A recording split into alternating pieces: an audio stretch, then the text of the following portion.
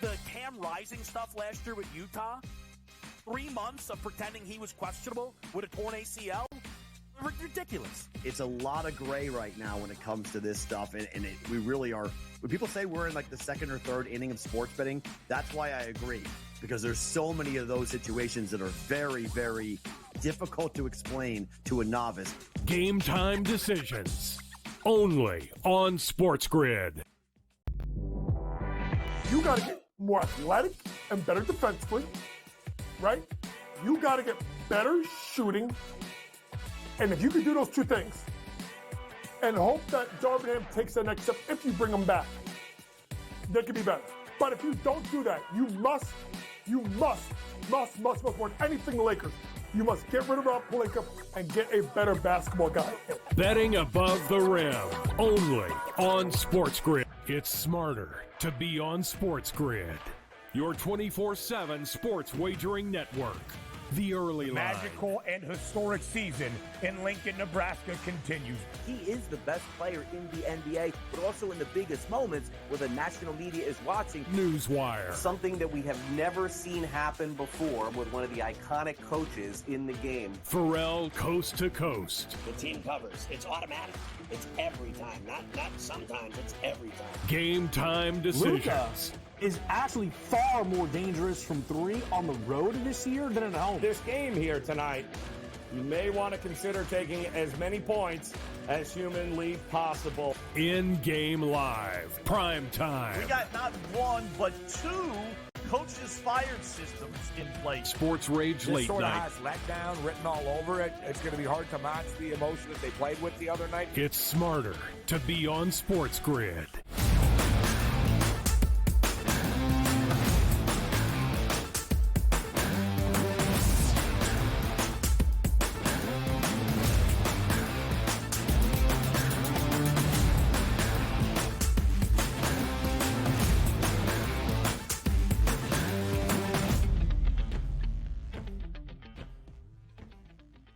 Hello and welcome to a Friday Live right here on the early line on SportsGrid and all across that SportsGrid network. It includes sportsgrid.com/watch, where you can find your favorite destination and consume everything all across the grid. He is Donnie Rightside. I am Ben Stevens. We are here together on this Friday for the next 3 hours up until 11 a.m. Eastern Time. One final edition of the early line this week to set the stage for a huge weekend ahead. That includes a huge Friday night in NBA playoff action after a rather shocking Thursday night doubleheader in the NBA postseason. More thrilling action on the ice in the Stanley Cup playoffs and a short Thursday slate in Major League Baseball, but a full Friday slate and a weekend ahead on the diamond. So much to get to, DRS, here in these 3 hours, again, up until 11 a.m. Eastern. All I got to say is, who let the dogs out last night? My goodness, they were barking all over the place. Cleveland wins on the road. The Mavs win on the road. The Rangers win on the road as big underdogs last night. So we got to tee people up for this weekend. And also, if you just want a little bit of what's to come here in a foreshadowing in hour number 3 during the last segment, there's a guy out here that's red hot on a team named the Kansas City Royals, who was hot last night and will be hot again tonight. All affectionately known here, Ben, as the Pasquatch, Vinny P, baby. The Pasquatch. I love that. A home run last night for our guy, Vinny P, out in Anaheim. 3 consecutive games for Vinny Pasquantino with an RBI. 3 ribs last night against the Halos in Los Angeles. We do. We could probably reach out. I know some people in KC. Yeah. Vinny Pasquantino came up through the AAA affiliate, the Omaha Storm Chasers, who I used to cover when I lived in Nebraska. All right, there we go. I'll reach out to my people. We'll get Vinny Pasquantino on this show. The Pasquatch is good. How long did you know that you had Pasquatch? Was that like in your pre-show prep? No. It wasn't. It's not. I can't take credit for this. It was in one of the highlights that it was called. And I was like, damn it, this guy is perfect. He is going to be like, if we could sponsor a player in Major League Baseball, it would be Vinny P. Now, I know some people in South Philadelphia, some good Italians here that might be able to reach out as well to another Italian. So we got a lot of tentacles out here that we could try to get Vinny on the show. Everything is connected. All right, now to the NBA playoff recaps from last night a shocker in Boston. Donnie, frankly, the Celtics refuse to win a Game 2 at home. In fact, they refuse to even lose that game by less than double digits. They get absolutely barnstormed last night in Beantown. 118-94. The Cleveland Cavaliers, as a 13-point road underdog inside TD Garden, win by 24. Of course, it was Boston losing by double digits in their opening round series against Miami in game number 2. The Celtics do the same here in this second game of their second round set against the Cavs. Kind of crazy that it's sort of mirroring that, round number 1 versus the Miami Heat at home, where the Cavaliers, I don't know if they did anything spectacular. They did shoot 46% from three-point range, but that was only 13 of 28. The Miami Heat dropped 23 three-point shots in game number 2 to win. But this was one of those games where you saw Cleveland in that first quarter, the same way as the first quarter played out in game number 1, but Boston had the lead in game number 1, didn't have it in game number 2. But they erased it, and you see it like, okay, writing's on the wall now. It's even at the break. This is when the Celtics are going to take control. And it was a big third quarter and a big fourth quarter by Cleveland here, which was really impressive. I love this because it gives us more basketball, but you need help from some of your bench players. Karis LeVert, 9 of 17 from the floor, 21 points. That's awesome off of the bench. Look at the plus minus of the starters here for the Cleveland Cavaliers. I was impressed last night and shocked that they picked up a victory that easily. Every starter scores in double digits for Cleveland, led by Donovan Mitchell once again. 29 points. His points prop closed at 28.5. It was 29.5 when Donnie and I were discussing it yesterday, so Spida barely goes over. A playoff career high out of Evan Mobley as well, 21 points and 10 boards. We'll look at what it means for the series in just a few moments if it is any aberration on the Celtics here in this second round set, or maybe into the conference finals, or maybe into the NBA finals. The most flawed, perhaps, legitimate contender you could possibly have. Game number 2 in Oklahoma City, and the road team wins outright as a dog as well. The Mavericks behind a banged-up Luka Doncic, but a successful Luka Doncic last night. 29 points for Luka. 29 points for P.J. Washington, also in that starting 5. And Dallas goes into OKC, evens up the series with a 119-110 win over the Thunder. The Mavericks win outright as a 5-point road dog. I think I said exactly yesterday. Shai Gilgeous-Alexander's not allowed to score under 27, not allowed to score, I believe, over 33 points. And that's what he got last night, 33 points. You figure that would have been good enough, but also keep in mind, the Dallas Mavericks had 2 starters at 29 points. So what do you say there, Ben? Hey, Luka and Kyrie went off. I said yesterday, my main focus on if the Mavericks wanted to win this basketball game was Kyrie Irving. He scored 9 points, and they still won easily here. The one thing that we knew sooner or later, Luka Doncic was going to get back on track here from three-point land. 5 of 8 from the line. 5 of 8 from behind the arc. P.J. Washington, though, 29 points. That's a great performance. They're back in the series. I didn't see this happening. I thought OKC would win again by close to double digits, but we got a series now in the Eastern Conference and the Western Conference, apparently. The Mavs have been an underdog only 3 times here in the postseason, including both of these games against Oklahoma City. They are 2-1, both straight up and against the spread. Plenty more reaction coming around the NBA playoffs your way in just a moment. But for some, the NBA season has already come to a close. Even those playoff teams like the Phoenix Suns, who were swept in 4 games by the Minnesota Timberwolves. And now the Suns into the offseason, and they make the expected move yesterday. After only 1 year out in the desert, Frank Vogel has been fired. That not overly surprising, Donnie, but maybe what is the short timeline that Matt Ishbia in Phoenix is hoping to undertake and who they are targeting, former Bucks head coach Mike Budenholzer. Yeah, this wasn't a surprise. I don't think the players were going to move on, and certainly they probably aren't. So the coach had to move on. Whether or not you like Frank Vogel as a coach or think he's quality, that's a high-leverage, high-pressure situation. He knew taking that job going into it, the amount of talent they had, that they were expected to make a deep run in the postseason. That's unacceptable for that much talent to be available in the playoffs, and you get knocked out in round number 1 with a sweep here. Not surprised he got fired. It's just the way it is in the professional ranks, Ben.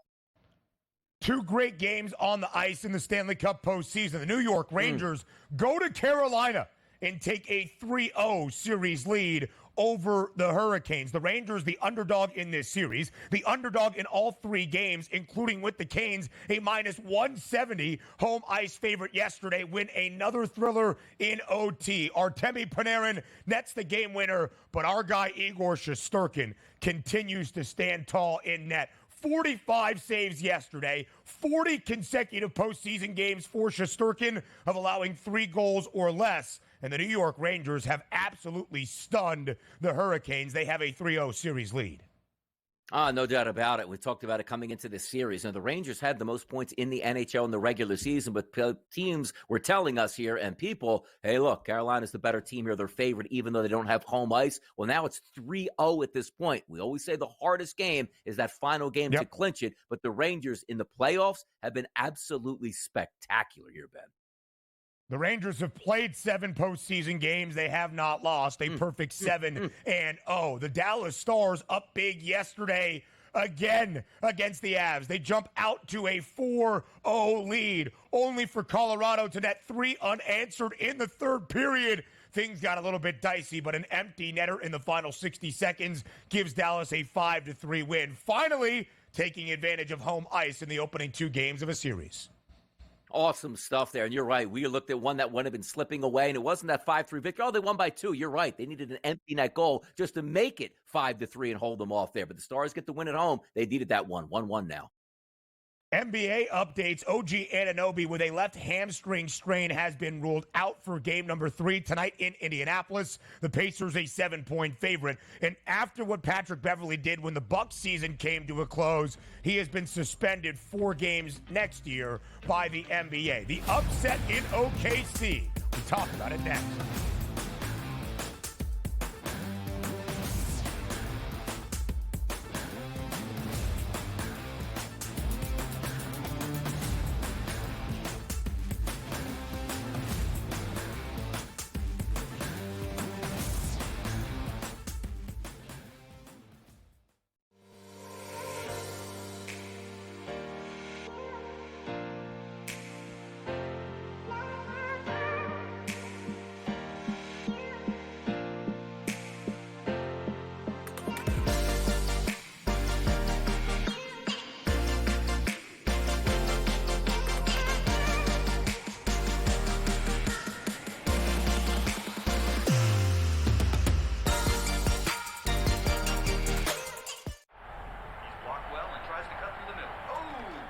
Your gut says Miami is going to win, and you should take the over. Your gut also said your NFT selfies would only go up in value. They didn't. But your head is on SportsGrid and knows the QB is in concussion protocol. The backup has a 45 QBR against the zone coverage. The New York D has the most sacks in the league. So yeah, trust your head. It's smarter to be on SportsGrid. Draisaitl could easily, at plus money, get the first goal, the second goal, the fourth goal. There's a few guys here. Maybe the prop betting market is not a bad way to look here. Clippers over the Mavericks. If I would have told you that score before the game, knowing that Kawhi Leonard wasn't playing, I would have really figured it would have been the other way around. But the NBA is just crazy. In-game live, all access, only on SportsGrid. DraftKings making a progressive move, I think, that most other companies are also going to do or have done in the past. Adding someone from the government or someone you would say in legislation to become their responsible gaming leader here. And in this case, her name is Lori Kalani. And it'll be interesting to see if other companies try to follow suit in terms of hiring former lobbyists to head responsible gaming. Newswire, only on SportsGrid.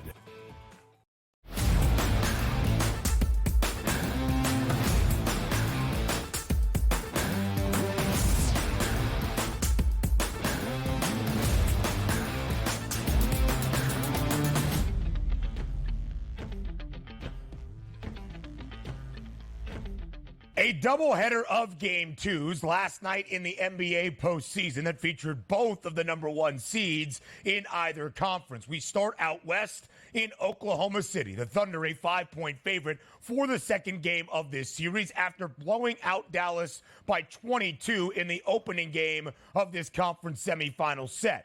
But Luka Doncic and the Mavericks get their revenge, even in the series at one game apiece with a 119-110 victory last night in OKC. The Mavericks were up by 6 points at the break, up double digits entering the fourth quarter, and Dallas prevails. 119-110. The Mavericks win outright as a 5-point dog. Total last night in Oklahoma City closed at 218. It barely trickles over with a combined 219 points.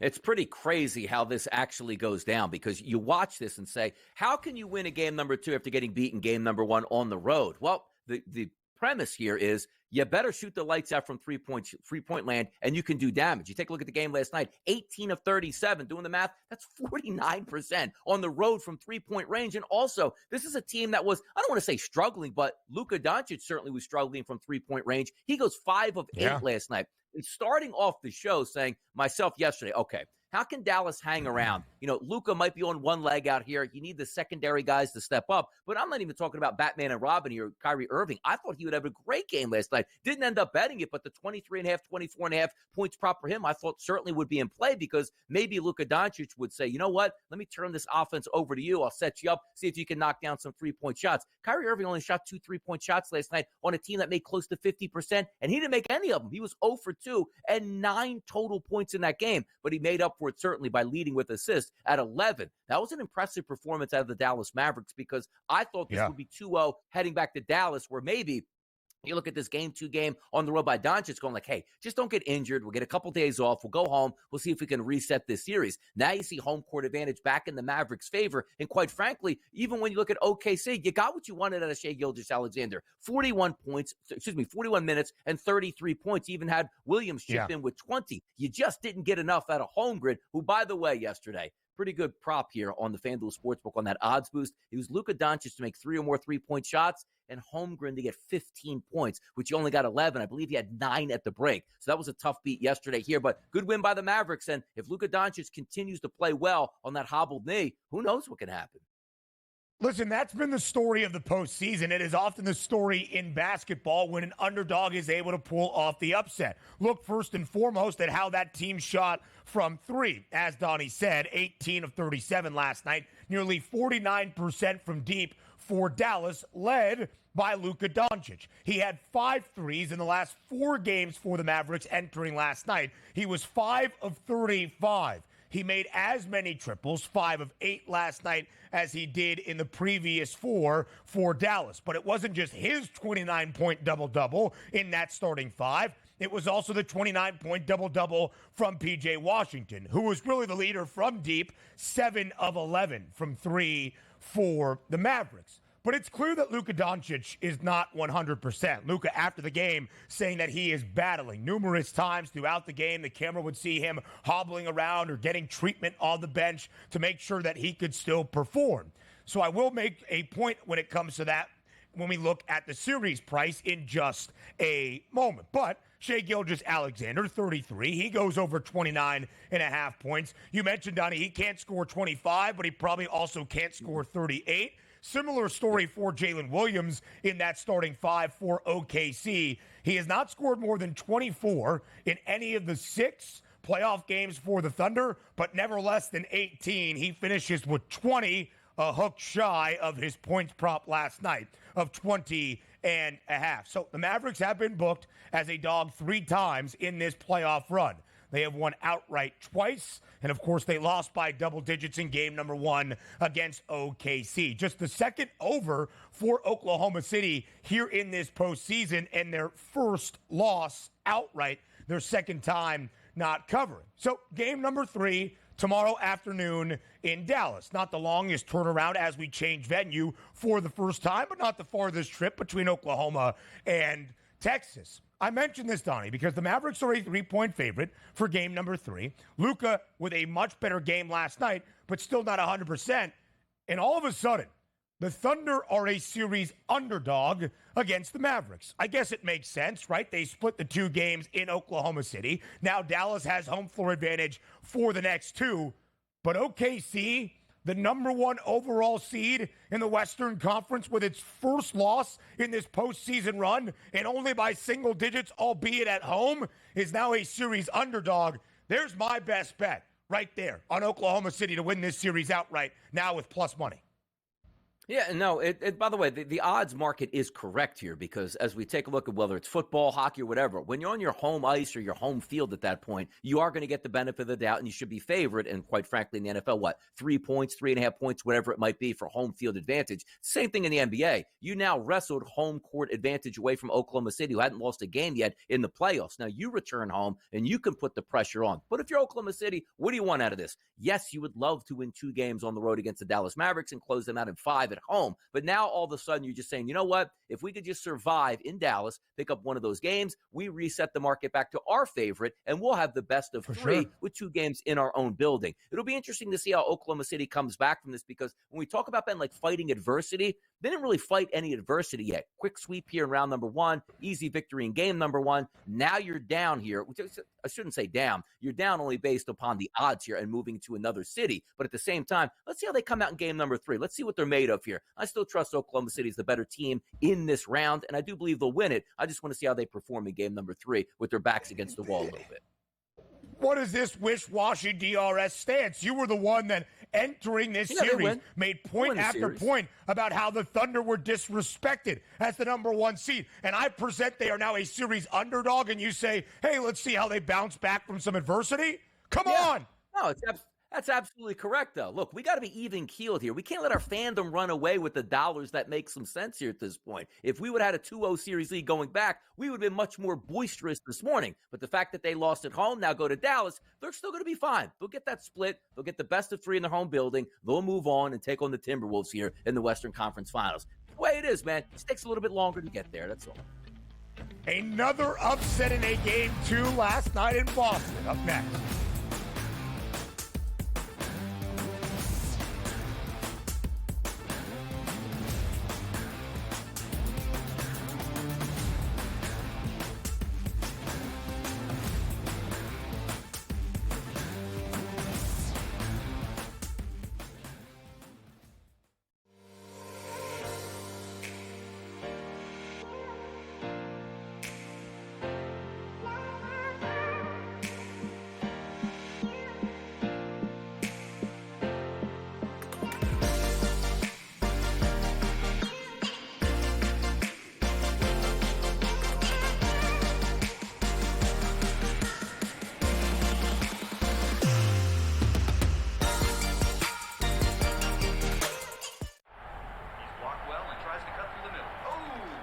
Your gut says Miami is going to win, and you should take the over. Your gut also said your NFT selfies would only go up in value. They didn't. But your head is on SportsGrid and knows the QB is in concussion protocol. The backup has a 45 QBR against the zone coverage. The New York D has the most sacks in the league. So yeah, trust your head. It's smarter to be on SportsGrid. Draisaitl could easily, at plus money, get the first goal, the second goal, the fourth goal. There's a few guys here. Maybe the prop betting market is not a bad way to look here. Clippers over the Mavericks. If I would have told you that score before the game, knowing that Kawhi Leonard wasn't playing, I would have really figured it would have been the other way around. But the NBA is just crazy. In-game live, all access, only on SportsGrid. DraftKings making a progressive move, I think, that most other companies are also going to do or have done in the past. Adding someone from the government or someone you would say in legislation to become their responsible gaming leader here. And in this case, her name is Lori Kalani. And it'll be interesting to see if other companies try to follow suit in terms of hiring former lobbyists to head responsible gaming. Newswire, only on SportsGrid.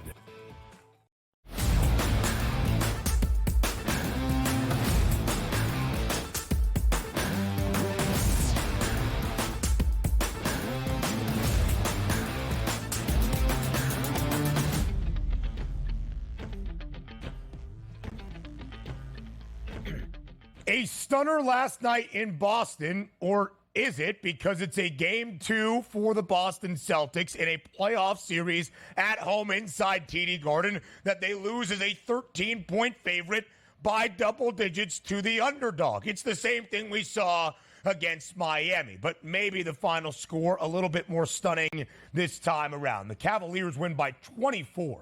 24. They lambast Boston in their own home building by 20-plus points as a 13-point road underdog, 118-94. Last night's total, 212 and a hook. It stays under by the half point. Sometimes the hook giveth, and sometime it taketh. And when the Celtics only score 94, and it's the Cavs going through 96 points on the road for the first time in this postseason, scoring 118, it's not what you foresee. How surprised were you, DRS, to find out this final score last night in Beantown? Very surprised because at the break when the game was tied, you just figured the Boston Celtics on their home court certainly would just take over. But much like what we saw in game number 2 against the Miami Heat, you look at that three-point shooting. Now, granted, they made 10 less three-point shots than the Miami Heat, but nonetheless, they shot 46% from three. That's usually a stronghold here for the Boston Celtics. They're supposed to outshoot you from three-point range. They went 8 of 35 as a team, only 23% from three-point range, and on their home court, Ben, only shot 41% compared to 54%, close to 55% here for the Cleveland Cavaliers. That was as impressive as it gets because I think we were teeing it up saying to ourselves, and again, that same philosophy, only take the Cavaliers in the first half because they're close. There's a chance they can still get blown out, but at least they cover. They had that in spades last night by going to the break tied, but then it's like, ooh, can they still cover? 2 touchdowns. It's still a lot here in the NBA to try to cover that amount of margin. But yesterday I wasn't thinking to myself going like, yeah, you know what? I'll take a flyer on the Cavaliers. It just felt like it was going to be a repeat of game number 1 of how it was going to turn out. But the only person, I guess, happy this morning would be, I think it's Wick Grossbach, the owner of the Boston Celtics, knowing that he's going to get a game 5 in his building for another big gate for a couple $1 million into his pocket. But outside of that, let's see how this goes with the series moving forward, because we talked about it with the Miami Heat series. After game number 2, Ben, we were like, okay, you got our attention now. It was fun. You got a victory. You could talk a little smack. But when we go back to Miami, we'll handle our business. And the Celtics pummeled the Miami Heat. Let's see if they can do that to the Cavaliers on their home court. But again, we saw that in round number 1. We are expecting it in round number 2. But it's still hard to win road games in the NBA. There's a chance that we go back to Boston 2-2 here. Right. The story in game 2 against the Heat was a franchise record 23 playoff threes out of Miami. Cleveland shot it pretty well, but only 13, better than 46%. But as a team from the floor, nearly 55%. Donovan Mitchell, 29 points again over his points prop of 28.5 as it trickled down prior to the game. He was the leading scorer for both sides. But Evan Mobley, a playoff career-high 21 points. Karis LeVert poured in 21 off the bench. That's how Cleveland found their offense last night because, as I said multiple times, DRS, the Cavs had not scored more than 96 in a road playoff game in any of their 4 chances entering that second game last night in Beantown. 2 things have happened for the Celtics in their 7 playoff games now. They have either won 5 times, they have won by at least 14 points in cover the number, or as a 13-plus point favorite, they lose outright by double digits in a game to the underdog. Are we concerned at all by the Celtics, as we'll have the big picture conversation on Boston, because we had George Bilecki on, who works in Nesson, or works in Boston for Nesson, covers the Celtics closely, and he even said, you expect Boston to have one game, they overlook their opponent, but they'll figure it out and win in 5 or at most 6. At a certain point, though, in playoff basketball, that can't happen anymore. And I know where we're going down this path because it's great because we love extended series. It's more, fodder to talk about. Are the Celtics overrated at this point? No, they're not. But when did we get to a point where it's like, well, hey, if Boston just doesn't sweep everybody to the NBA Finals, they're really downtrodden at this point. You also have to remind ourselves they are down a start in Kristaps Porzingis, who would make a difference here. But there's no excuses from a Boston side. But if round number 1 goes in a gentleman's sweep and round number 2 goes in a gentleman's sweep, that's what we sort of anticipate. And let's just say it's the Knicks and it goes 6 or 7 games. That's still a good series win for the Boston Celtics. So the high elevation of those price points that we look at for the Celtics are the ones that we say we don't want to bet those because they sound ridiculous. But if this team is moving on in 5 and 6 games, you can't fault them. That's still a clean sweep here, or a clean victory, I should say, in these rounds. A similar story to the opening round, some value in that second round price. We talk about it next.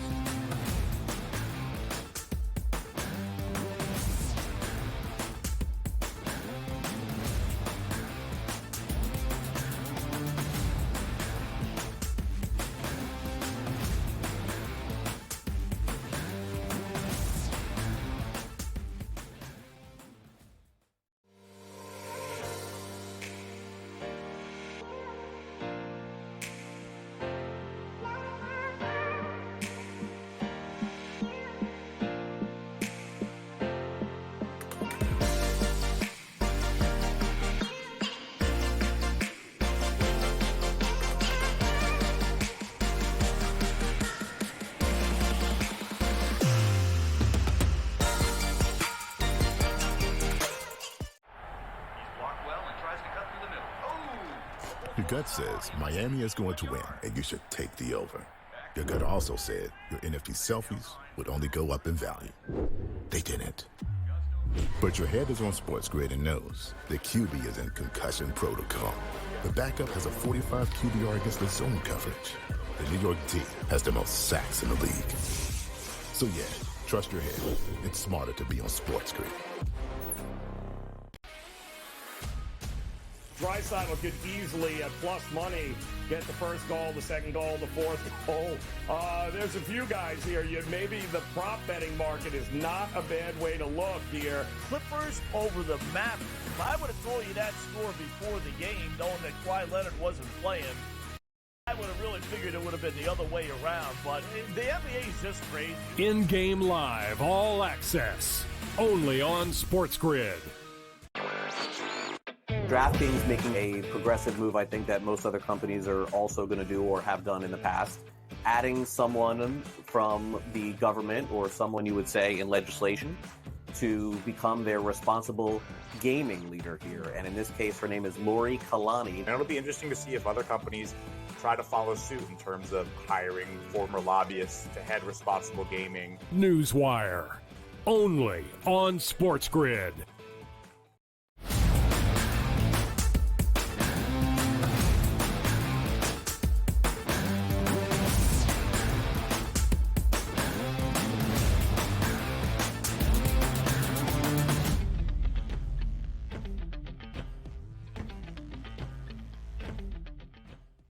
So now that Boston, as maybe we expected, but the odds certainly did not, has lost a game number 2 at home against the Cleveland Cavaliers, let's reset where the market is. Again, 7 playoff games for the Celtics, the NBA's best team throughout the entirety of the regular season, who has been the NBA title favorites all year long and remains that in minus money. The Celtics have played 7 playoff games in this postseason run, DRS. We'll get to those odds in just a moment. The Celtics have remained have played 7 playoff games throughout this postseason run. They have either won 5 by 14 plus points, or they have lost 2 by double digits, booked as a 13-point favorite or higher. Boston has been a 9.5-point favorite in all 7 playoff games they have played so far. And a great stat find by our producer, Joe Frizo. Boston has pretty much been this expected team to contend for the Eastern Conference crown and the NBA championship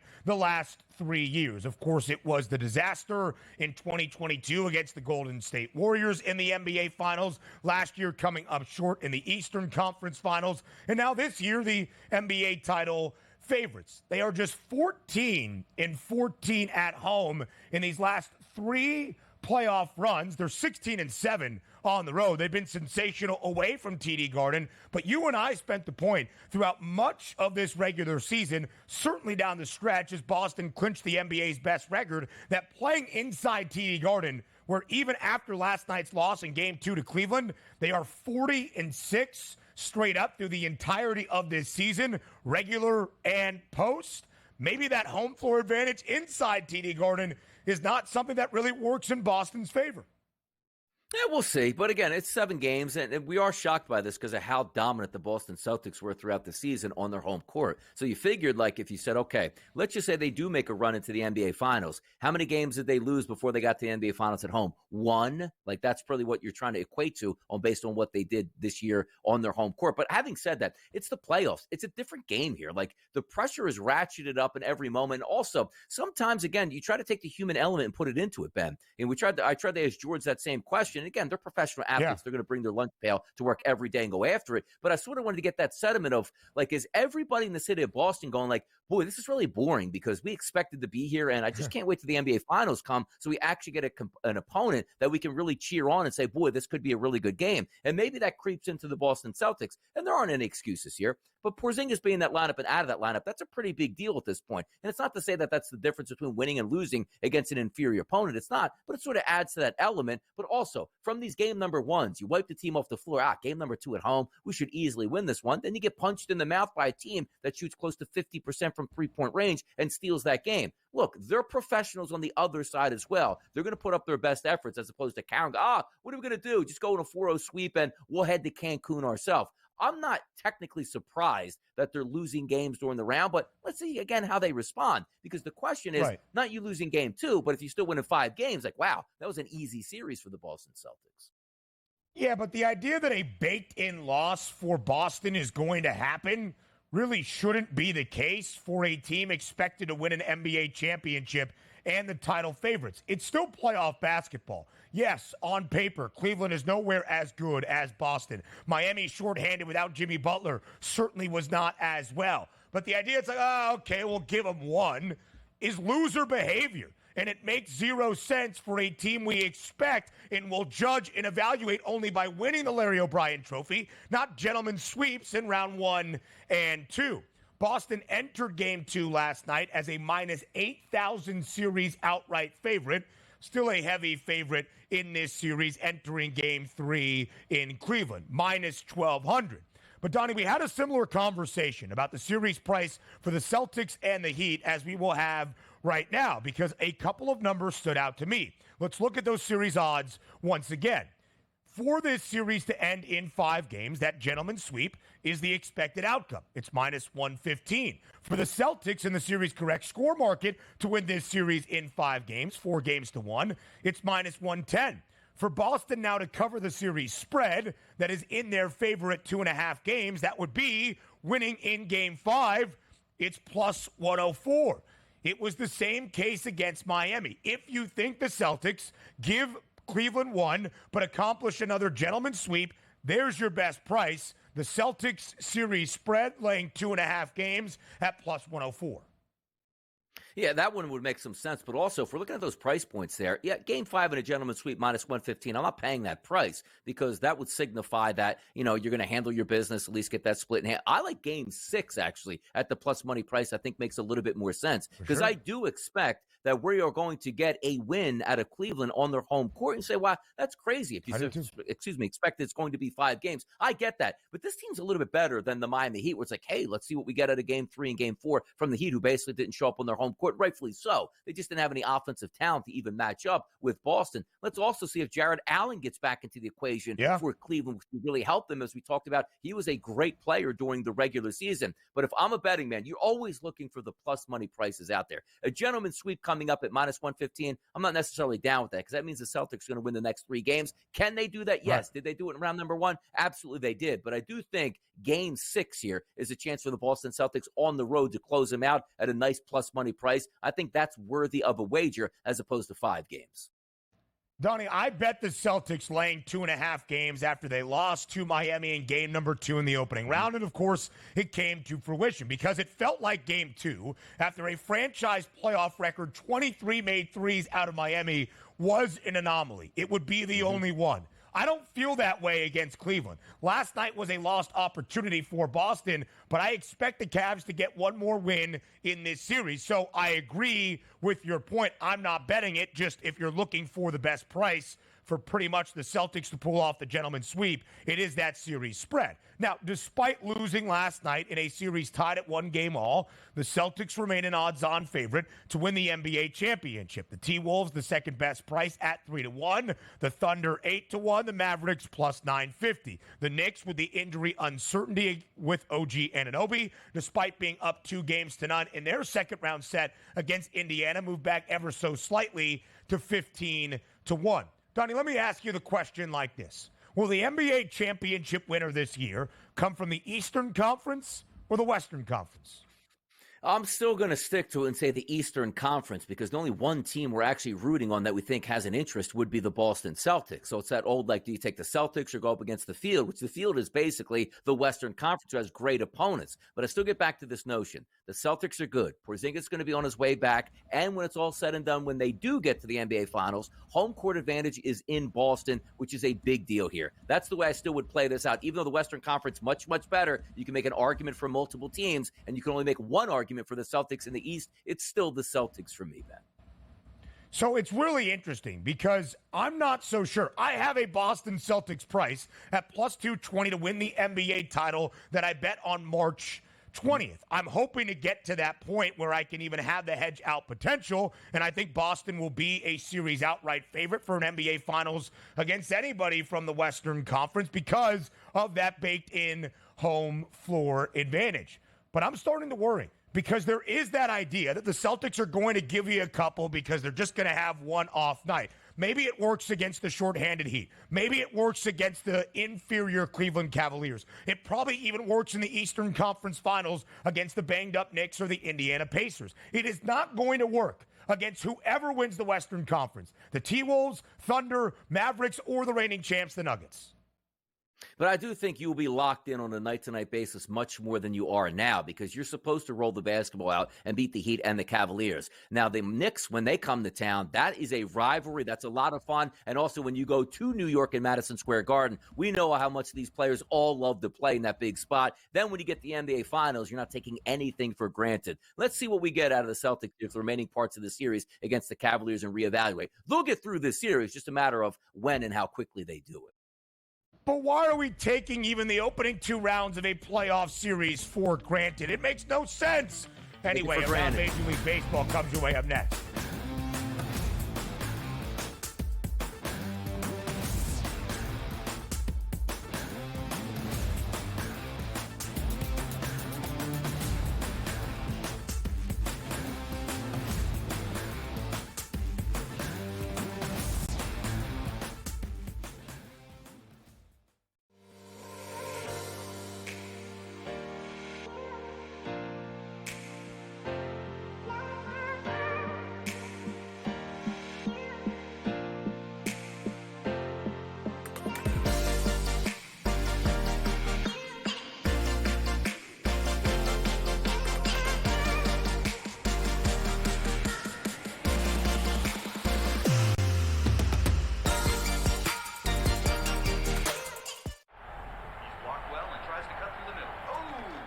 Your gut says Miami is going to win, and you should take the over. Your gut also said your NFT selfies would only go up in value. They didn't. But your head is on SportsGrid and knows the QB is in concussion protocol. The backup has a 45 QBR against the zone coverage. The New York D has the most sacks in the league. So yeah, trust your head. It's smarter to be on SportsGrid. Draisaitl could easily, at plus money, get the first goal, the second goal, the fourth goal. There's a few guys here. Maybe the prop betting market is not a bad way to look here. Clippers over the Mavericks. If I would have told you that score before the game, knowing that Kawhi Leonard wasn't playing, I would have really figured it would have been the other way around. But the NBA is just crazy. In-game live, all access, only on SportsGrid. DraftKings making a progressive move, I think, that most other companies are also going to do or have done in the past. Adding someone from the government or someone you would say in legislation to become their responsible gaming leader here. And in this case, her name is Lori Kalani. And it'll be interesting to see if other companies try to follow suit in terms of hiring former lobbyists to head responsible gaming. Newswire. only on SportsGrid.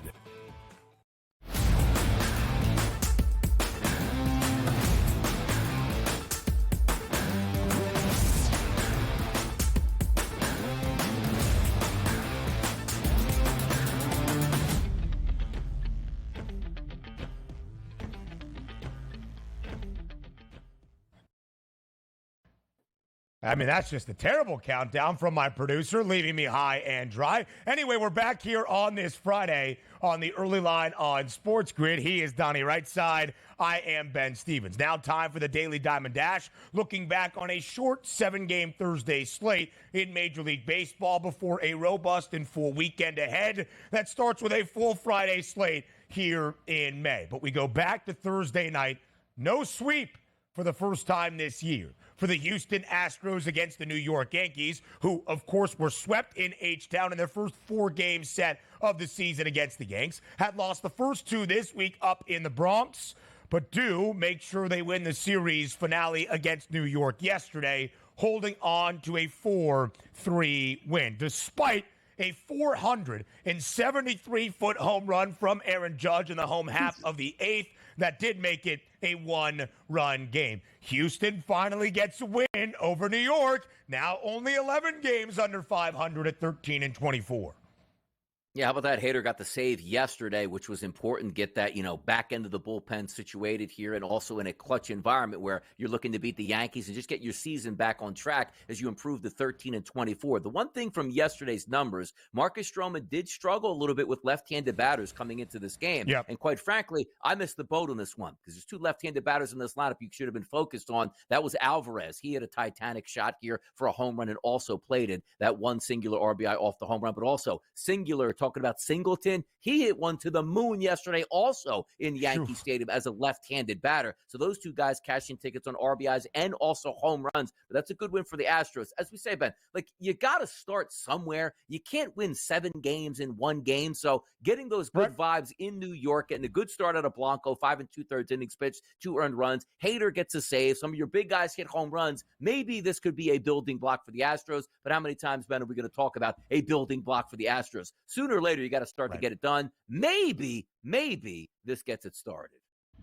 Yeah, it was Yordan Alvarez getting the scoring starting in the home half of the first. The Astros actually homered in each of their first innings at the dish in all 3 games. It was Kyle Tucker going long with a solo shot in each of the first 2. Yordan Alvarez followed by John Singleton just a couple of batters later, that 2-run shot. And we have talked about how the Astros starting staff without Framber Valdez so far this year has struggled. Not Ronald Blanco. He is 4-0 with a 2.23 ERA to start this year. The Astros needed a quality start, and they got it. So you're right, Donnie. It's piece by piece over a long Major League Baseball season. Still a hole to crawl out of, but the Astros get a big victory yesterday against the Yankees. 13-24. Houston wins outright as an underdog. The Yanks still looking good on the other side. 11 games above 500. Houston 11 games below. The Yankees 11 games above at 25-14.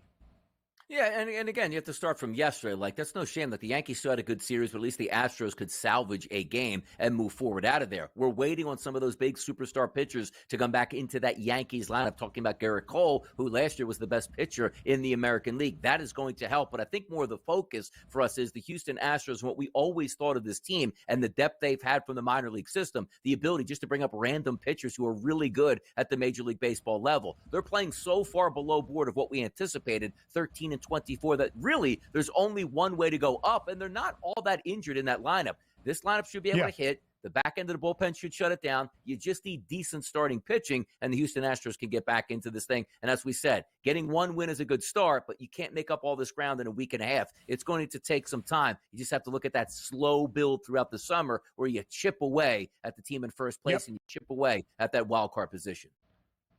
Can we get a round of applause for the Chicago White Sox?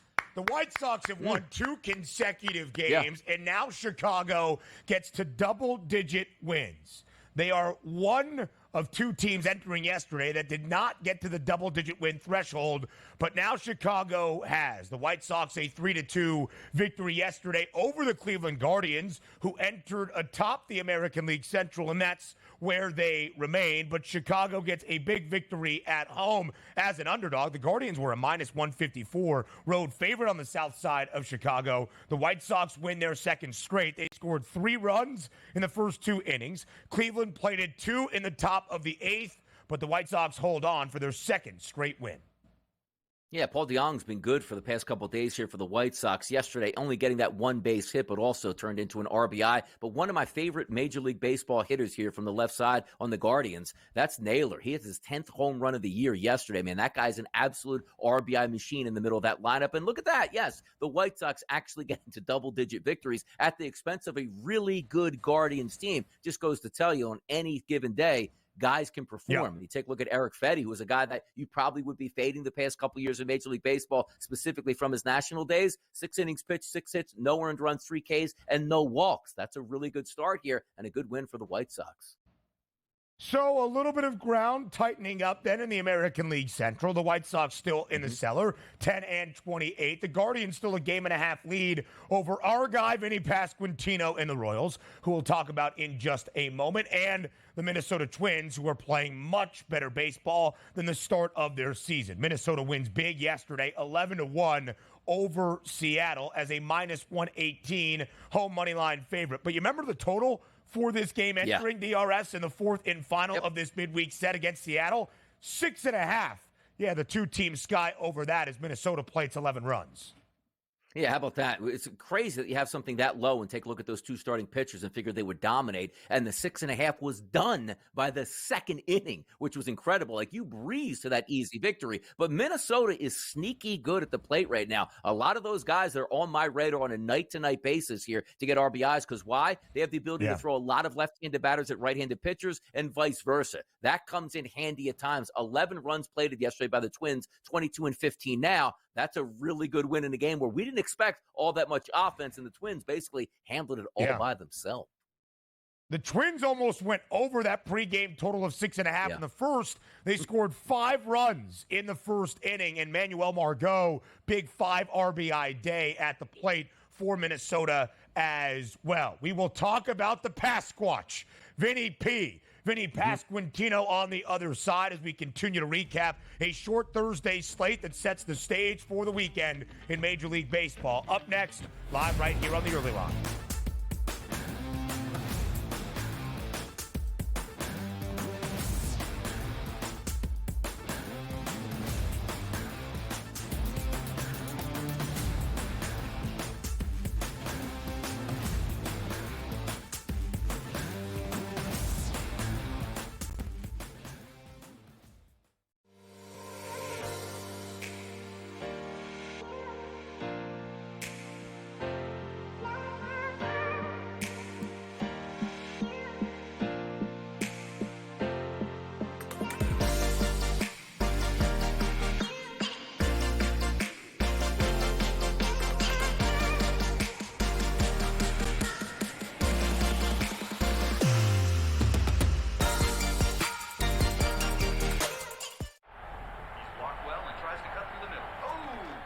Your gut says Miami is going to win, and you should take the over. Your gut also said your NFT selfies would only go up in value. They didn't. But your head is on SportsGrid and knows the QB is in concussion protocol. The backup has a 45 QBR against the zone coverage. The New York D has the most sacks in the league. So yeah, trust your head. It's smarter to be on SportsGrid. Draisaitl could easily, at plus money, get the first goal, the second goal, the fourth goal. There's a few guys here. Maybe the prop betting market is not a bad way to look here. Clippers over the Mavericks. If I would have told you that score before the game, knowing that Kawhi Leonard wasn't playing, I would have really figured it would have been the other way around. But the NBA is just crazy. In-game live, all access, only on SportsGrid. DraftKings making a progressive move, I think, that most other companies are also going to do or have done in the past. Adding someone from the government or someone you would say in legislation to become their responsible gaming leader here. And in this case, her name is Lori Kalani. And it'll be interesting to see if other companies try to follow suit in terms of hiring former lobbyists to head responsible gaming. Newswire, only on SportsGrid.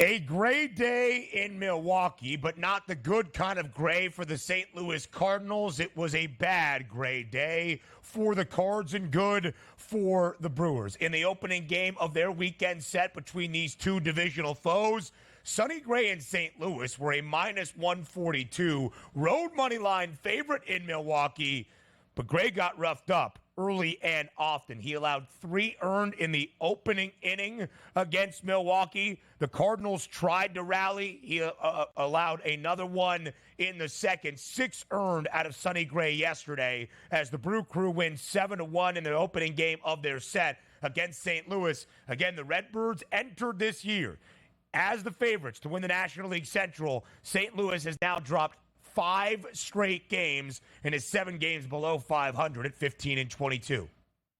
Yeah, there's a good chance that the St. Louis Cardinals finish in the basement here in this division, and rightfully so. There's just not a lot of talent going through here. Usually it's St. Louis bringing up those young, talented players all over the place on a year-to-year basis because they have one of the best teaching farm systems in Major League Baseball, and that's not working out. And even looking at the game yesterday, the handicap on this was I thought we would get an under because Gray would be able to hold the bats down in Milwaukee, and St. Louis doesn't really have all that many bats to begin with here. So Sonny Gray going 5 innings, pitched 7 hits, and 6 earned runs was quite a shocker in this point. But what wasn't a shocker again is St. Louis. 1 run on 6 hits here. They just can't do anything correct, and they're getting injured at this point. We'll see where they go throughout the summer months. But also keep in mind, this is a Milwaukee offense that we talk about so many times over the past couple years. Boy, if they could just get some timely hitting, I always put that kindly as, yes, they can't hit, and maybe they get 3 runs and get a big hit as opposed to it. But now you get Yelich back in that lineup. Do you see what he did last night, Ben? Right. 3 of 4. So you fire that in there. And also, Rhys Hoskins coming over from Philadelphia, providing that power. Another home run yesterday. It's a much better looking lineup than we've seen over the past couple years. So maybe the Brewers are much more of a live, dog price team looking towards that pennant in the NL than maybe what we thought coming into the season. I like what I see out of the Brewers right now. I can't stand what I see out of the Cardinals.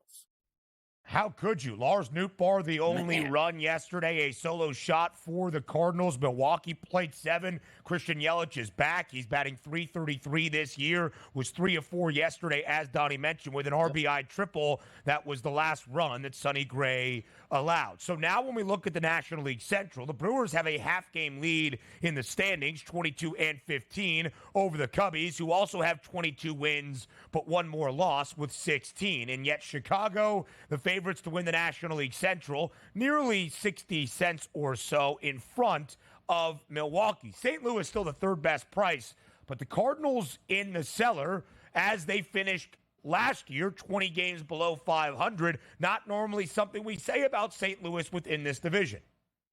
Yeah, and again, I say this in a meaningful there. Even though the odds say that, I just don't see any, redeeming value right now of the Cardinals and what they do at the trade deadline with maybe some value, some of the players that they have to get rid of and maybe retool this roster. I just don't see it right now. Contreras was a big part of that offense, and as we said, he breaks his arm catching this week, so he'll be out a minimum of 6 weeks. Those things aren't going to work those way out overnight. So I look at the top of the standings. By the way, Chicago Cubs, frontline starting pitching wins, man. They got that frontline starting pitching. So it looks like it's probably going to be, for me, obviously the Cubs and the Milwaukee Brewers fighting this out throughout the summer, and rightfully so. We'll see who has the upper hand and maybe adds on at the deadline. A little bit of a rivalry between those two clubs at the top as well. Of course, Craig Counsell leaving Milwaukee this offseason to go to Chicago. We thought the Brewers were tearing everything down, 7 games above 500. So the Cardinals have lost at this moment 5 consecutive games. Not the longest active losing streak in Major League Baseball or even in the NL Central. Make that 8 losses in a row for Cincinnati as the D-backs pull off the sweep over the Reds yesterday in Cincy. The Reds were booked as a home money line favorite. It was an RBI game-winning single from Corbin Carroll in the 8th that gives Arizona a 5-4 win. Bad times for the Reds. The D-backs starting to figure things out. They've won 4 straight. Yeah, they are. And how about this? Jock Peterson, one of those guys where you come into the season and say, okay, he might be on my radar as a good left-handed power bat. Just this week alone, Ben, I'm 0-2 on his wagers, but here's how they played out. Bet him, doesn't get an RBI. The very next day, home run. The very next day, I bet him, doesn't get an RBI. The very next day, which was yesterday, a home run. Now, granted, you're just not taking guys on a day-to-day basis. They have to make sense working within your numbers, but it's one of those players that has really been getting the best of me. And also, you know what, another guy, Ellie De La Cruz, who I continually bet when the situation makes sense, he doesn't even get on base. What does he do yesterday? Of course, he gets an RBI breaking an 0 for 17 slump when I didn't have him. But it's the way it is. It's baseball, and that's a lot of fun when even though you're not winning, the next day, you know that ticket's going to cash. The reigning National League pennant winners, Arizona, now just 2 games below 500 at 18-20. Hour 2 starts in just over 2 minutes here on the early line.